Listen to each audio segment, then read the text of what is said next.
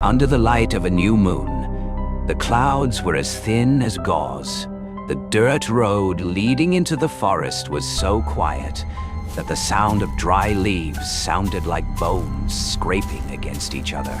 Alex walked ahead, the flashlight hanging from his backpack swaying, cutting a thin line of light through the fog. Maya followed closely behind, her hands cold, each step like she had to be pulled out of the mud. Leo walked behind, tripod and camera bag slung over his shoulder, his eyes deep but alert, scanning the surroundings like a sentry, silently counting his breaths to keep calm. They had read the worn-out diary, an anonymous priest written in blotchy reddish-brown ink about a village forgotten because of its debt to shadows. Maya stopped abruptly, grabbing Alex's sleeve. "Do you feel it? Like someone hungry?" Alex laughed, reassuringly in a light voice. I don't know, guys. I'm getting a really bad feeling Perfect about for this. a Halloween video. He raised the camera, panning around. Fog, trees, darkness. The lens caught a few specks of dust that shone like fireflies, or other things, small and staring back. Then the village appeared without warning, without a single light, without a puff of smoke. Only the air was heavy as a stone pressing on the chest. In front of the village gate, a rickety sign hung by a rusty string. Alex brought the flashlight closer. Burned black words were etched into the wood. "The unharvested shadows will find the curious." Maya took a step back. Alex smiled again, but his eyes were trembling. He pushed the gate open. The hinges made a long, screeching sound, like someone sucking in a breath to contain the pain. Inside, the village streets were filled with mud and leaves. The doors were half open, like cave entrances. Alex led the group into the first house, its wooden floors creaking. The musty smell mixed with the smell of burning incense crept into Maya's nose, making her cough slightly. On the table, an overturned earthenware bowl still lay. Alex flipped the bowl over. Below was a black and white photograph, blurry and cracked. A group of people in brown shirts, holding sickles, standing in the middle of a rice field that had been harvested to the stump. Leaving the house, they walked deeper. Every strange sound began to creep around them, light footsteps behind them. But when they turned around, there was only mist, sighs from the abandoned well, whispers mixed in the wind, like many voices overlapping. Not harvested yet. Alex leaned into each door, panting with hunting instinct. Blurred figures began to touch the edges of the frame, just the corners of eyes. But Maya could clearly see a pair of eyes red as burning coals peering through. She grabbed Alex's hand so hard it hurt. "Alex, stop. It's a trap." Alex stubbornly. "I just need a few more shots." Suddenly, a window banged as if someone had crashed into it. All three spun. Behind the cracked glass, a face appeared for a moment. Hollow, eyes two dark red holes, mouth open but making no sound, then suddenly gone. Alex dropped the camera to the floor, the indicator lights still flashing. They gathered their things and ran to the middle of the village. There, a small square led into many crisscrossing alleys. Houses on both sides changed positions. Windows seemed to turn to watch them. Leo counted his steps, but the count kept slipping away, as if someone had broken the numbers in his head. A hand reached out from the void and grabbed Leo's wrist. Leo jerked, jumped back, the other hand flailing reflexively, leaving 5 long purple marks on his skin, like the marks of fingers without flesh.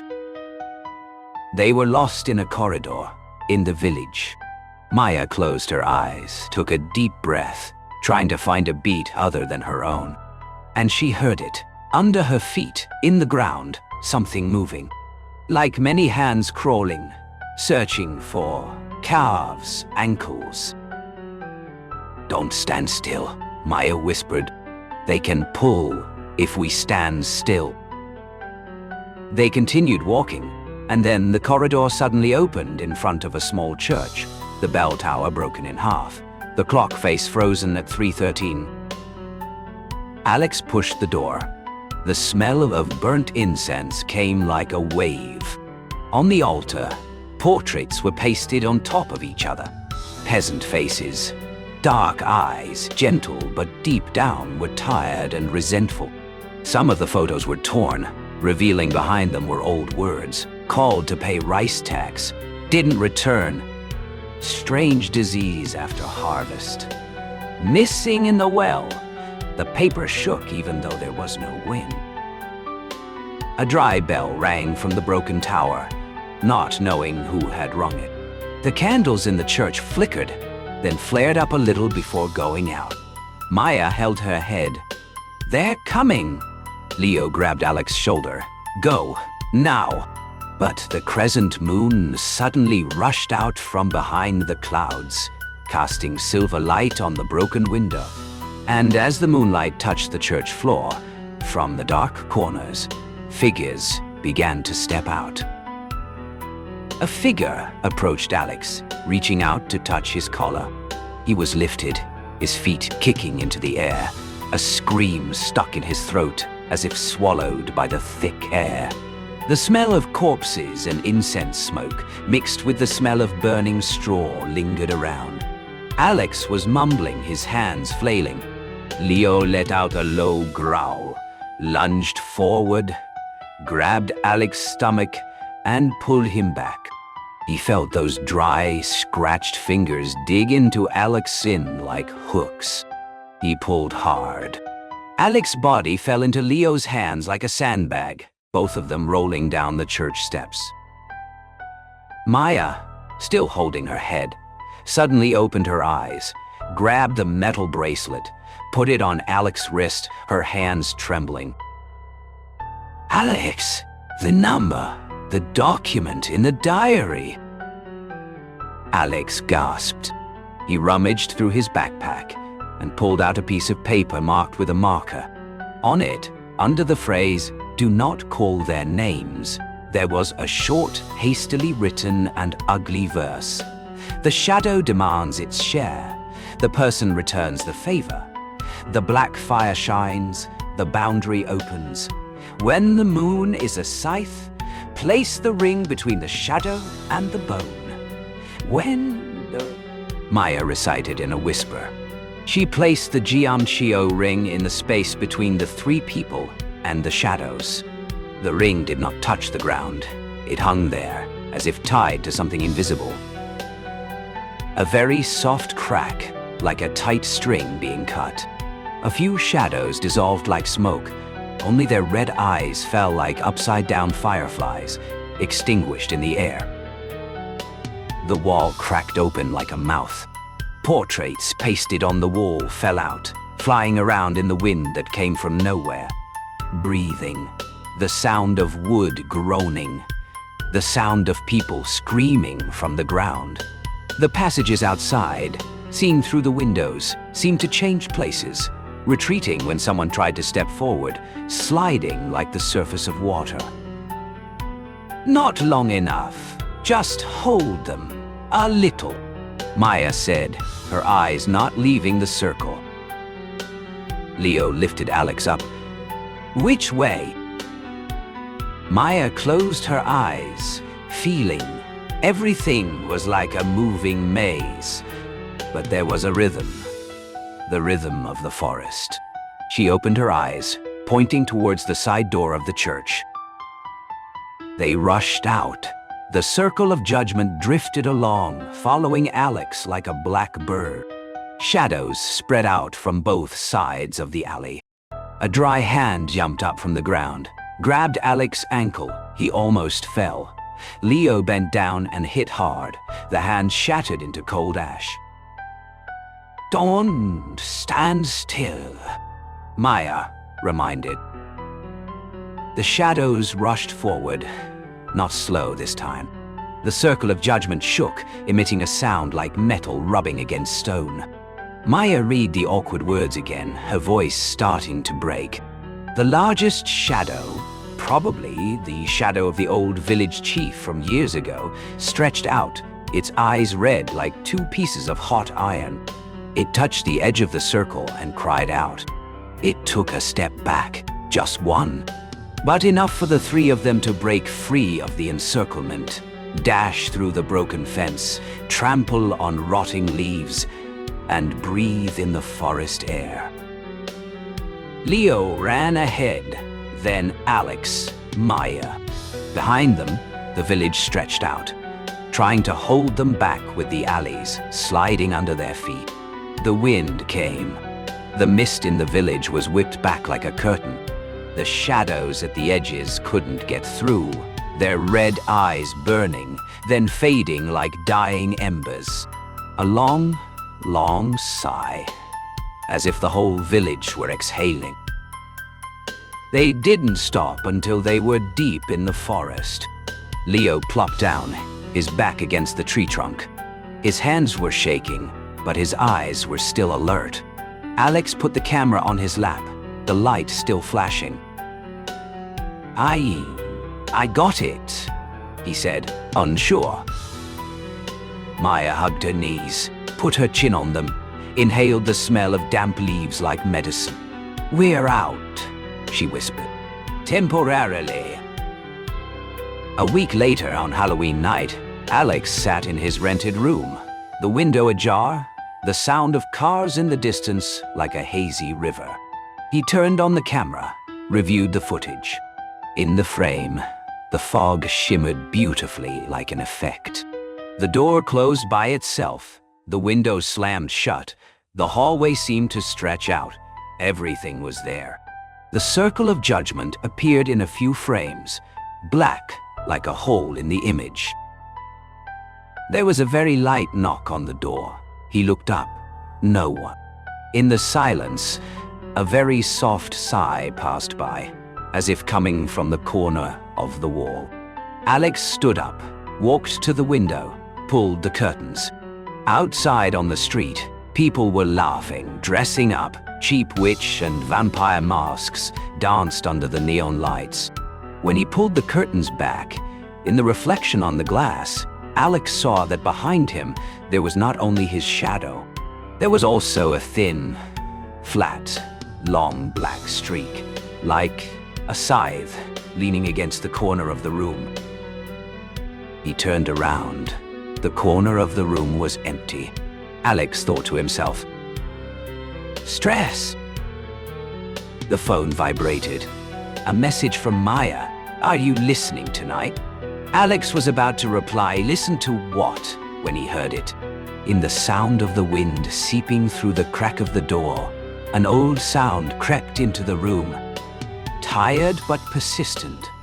Not harvested yet. Leo texted the group, don't be alone. Lock the door. Alex looked up at the door lock. It was still locked. Then he looked at the floor. There were a few small black dust particles, like ash, lying in a semicircle at the threshold. The circle of the orb had fallen back at the edge of the forest that night. But here, something had left the mark of another circle. Alex opened the cupboard, looked for the priest's diary. On the last page, under the red-brown ink, there was a new line. The ink still wet, the smell of burnt incense lingering. They can't harvest the body. They will wait for the soul. He took a step back. In his mind flashed that red eye. The circle of the guardians may be temporary, but the border is real. He texted back, come to my place tonight. Stay. Stay. Maya replied with a moon icon. Leo replied, I brought the rope. Alex smiled, half believing. What was the rope for? But then he remembered the moment they'd grabbed each other in the church. Perhaps that very bond was the only thing the shadow couldn't cut. Outside the window, Halloween bustled and then faded. Inside, 3 people sat side by side, candles placed around them, salt sprinkled on the threshold in a circle toward the window. "If they need a way out, give them a way out, not in," Maya whispered. Leo tied the rope around the 3 people's wrists, linking them like another circle, made of material so ordinary that even ghosts despised it. But ordinary is hard to break. Near midnight, when the new moon pierced the clouds once more, the whisper came again, clearer, as if someone was standing close to their ear. "Not harvested yet." Alex took a deep breath. "We are not your fields. You have been taken. We do not pay with us. If necessary, we will tell. We will name what happened." Maya nodded, eyes closed as if listening. Leo gently tightened the rope. The whisper receded a little, like an old man turning away, disappointed and relieved. The candlelight swayed, then stopped. At the doorway, the half-circle of black ash faded, giving way to the yellow dust particles of the street. They fell asleep as the sky neared dawn. In his dream, Alex saw that field again. The harvesters bowed their heads, the horizon blurred like a stain. But this time, when he looked up, at the edge of the field was a small black line, thin as a thread, the forest. Many years later, every Halloween season, in university clubs or video channels, the story of the Goaty Guy. It was rumored that every 100 years, the village opened its doors to harvest souls. Some people said they saw flashlights swaying in the mist. Some heard whispers like thin knives cutting through the wind. Alex, Maya, Leo did not return. They promised each other, if one day they needed to, they would go together and only together. They still heard the very light sighs in the windy night, like endless memories. But somewhere deep in the forest, the village still lay there. The houses changing places like board chess pieces. The cracked statue looked down at the dry hands crawling across the brick floor. The crescent moon occasionally turned into a scythe, licking a bright line on the warning board in front of the gate. The unharvested shadows will find the curious.